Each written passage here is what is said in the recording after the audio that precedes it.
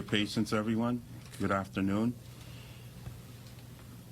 Let me begin by sending our most sincere condolences to Jassy, his family. No family deserves this. As the DA alluded to, women should be able to traverse anywhere they want in this city without worry of being harmed.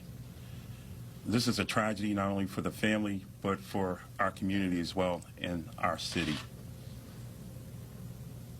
Boston is much better than this. And these types of actions will not be tolerated. As you've heard, this is a collaborative investigation, multi-jurisdictional and multi-agencies.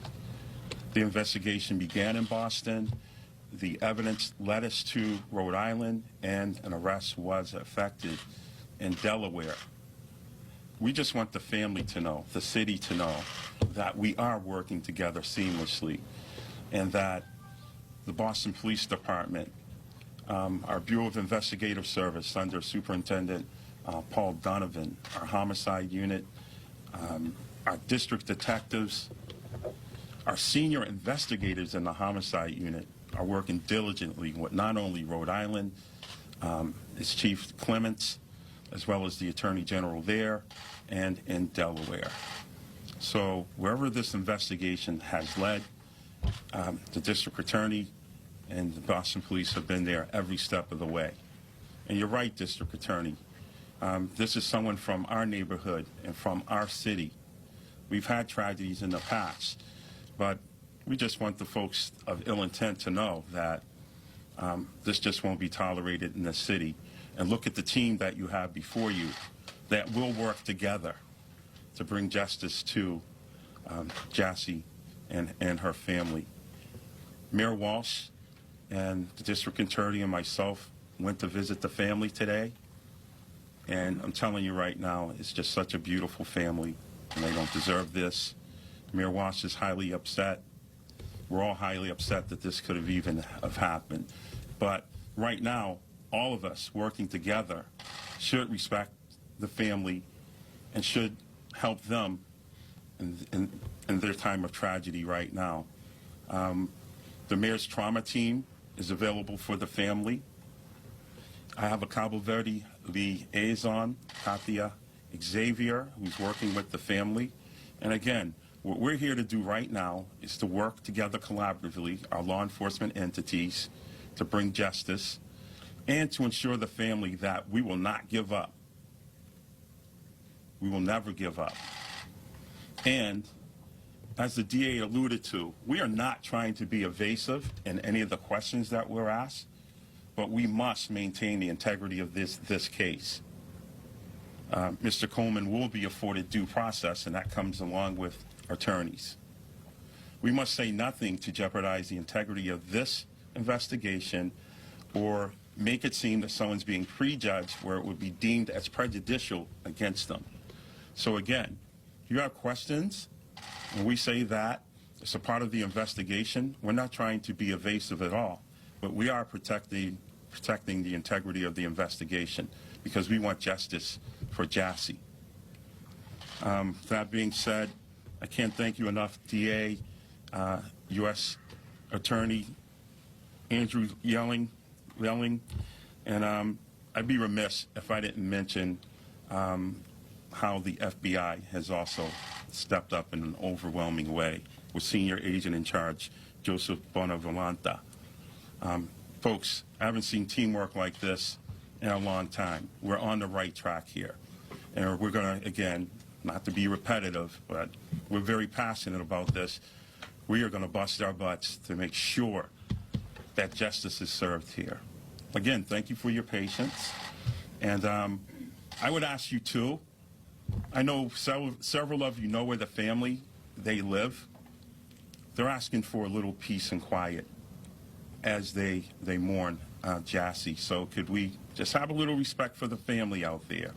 They're going through a lot. And I know you'll do that. I know you'll do that. So thank you, ma'am. so we can try to answer questions if people have them, and if we're permitted to. The last thing I will simply add is that we have promised the family they will not hear anything in the news prior to us telling them. So we are limited in what we can say, but we will try to take questions if people have them. Well, I got an easy one for you, because the chief was talking about teamwork, about everybody busting their butts, and you both talked about the multi-jurisdictional aspect of it, different states, different agencies. And I just want to ask you, given the facts of these cases, of this case, and I'm not asking you to speak to the facts, it's got to be easy to motivate the individual investigators and agencies. Talk about the motivation to reach justice from all these agencies, if you would. For sure. I will tell you that I've only been in this job since January 2nd, but I had the pleasure of being an assistant United States attorney, so I've worked with the FBI before and know fully what that office does. I have spoken to U.S. Attorney Lelling at least 10 times in the last 24 hours or so. The commissioner and I have spoken even more than that. We are getting constant updates from the FBI. Unlike Massachusetts, where we have a district attorney, Rhode Island and Delaware both have attorney generals that handle. The attorney generals are involved, the U.S. Attorney's Office in Rhode Island. This is, people are working round the clock to try to get answers to this family. And so I am so proud of how seriously people are taking this. And I just think it speaks to how important this case is to us. And it's incredibly sad because Boston has seen now two situations similar to each other. We had luckily we found the first individual alive. Unfortunately, we didn't this time, but we're working tirelessly, and I'm really proud of the men that are doing that every day. And I'd like to add the motivation piece. Again, let's talk about empathy. Could you step up to the podium? I'm sorry. I apologize. No problem. Love your hat. We all have nieces, daughters, friends. That empathy is there. That's the motivation right now. That, you know, there's predators out there and they prey on our loved ones. So our motivation is to send a clear message as well that's not going to be tolerated. If you do something, you will be brought to justice. So the motivation is because of the empathy factor. And everybody's feeling it. That's why everybody's Yes, fighting we it. are. Absolutely. What charges out of Suffolk County? Excuse me? Do you expect charges out of Suffolk County? We are going to see where the evidence leads us, but as we know, ma'am, this started in Suffolk County. Not only is she from here, but Venue Nightclub is here, which is where we believe, or the evidence is showing us that this may have started. So if the evidence brings us there, yes, you bet we will be bringing charges in Suffolk County. And Suffolk County, I'm speaking as the district attorney, the U.S. attorney could possibly bring charges as well if it were a federal charge that could be brought. So there are lots of different things on the table right now, but if the evidence brings us there, 100% we are going to bring charges, and this is what we do. We have some of the best homicide prosecutors, not only in the state, but in the country, in Ed Zabin and others in that unit, so absolutely. What kind of charges could he face? You know, if he's already been charged, he's facing this kidnapping charge and the mutilation of the body out of Rhode Island. So there are circumstances, ma'am, where people can be charged with different things in different jurisdictions. We would never cede our power to some other jurisdiction if we believed a crime happened here, and certainly a kidnapping or a homicide. So we are still looking at what the evidence will show us with respect to what we'll charge. But whatever we do, this is not a jurisdictional grab. We will be in constant contact with not only our federal counterparts in U.S. Attorney Lelling, but also in Rhode Island or possibly in Delaware if there as well. You had mentioned you wanted to see where the evidence takes you as far as the case is tried at the state level or federal level. Would the pursuit of capital punishment play a factor into it being tried at the federal level? I will leave that, sir, to U.S. Attorney Lelling to answer. But as you've seen in certain federal charges that were brought in other circumstances, for example, Gary Sampson or other matters there, depending on what the federal government, if they chose to charge, some of those charges do bring a death penalty. You know, obviously in Massachusetts, we do not have the death penalty. So if there was a state charge, there could be a difference there. But I will leave that to U.S. Attorney Lelling to answer any questions, and he is not here right now. Will he be brought back here to Massachusetts anytime soon to face charges?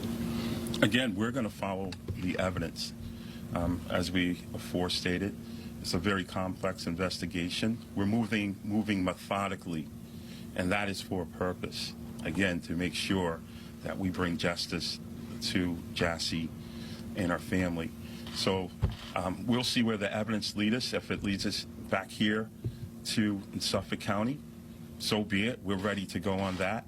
And wherever justice may land and the prosecution lands, we'll be there, all of us working collaboratively. And Commissioner, this is two women now who have been Yes. taken in 2 months, downtown Boston, highly Yes. populated areas, leaving the bars at night. What kind of message are you sending to the people of your city that this is not acceptable? Well, the first message I want to send, and this is a strong message, we are not going to play the blame game to family or friends of in both of these incidents. What we want people to be aware of is just be aware of your surroundings and what type of people are out there, and which would lead you to be aware of your surroundings. And that's pretty much it. Are you changing any sort of protocol where you're Oh, watching okay. areas? Like, is there So, anything that so you're of course we have increased patrol in the downtown area. We'll be and we'll continue that and add additions. But again, we love everyone to be aware of their surroundings, and there's an educational component too. That when we have tragedies, there's lessons learned from that don't even need to be mentioned. We know what they are to protect our loved ones. So, but we are definitely not going to play a blame game and blame victims of these heinous crimes. Thanks, folks. When did you increase patrol, and can you talk about by how much?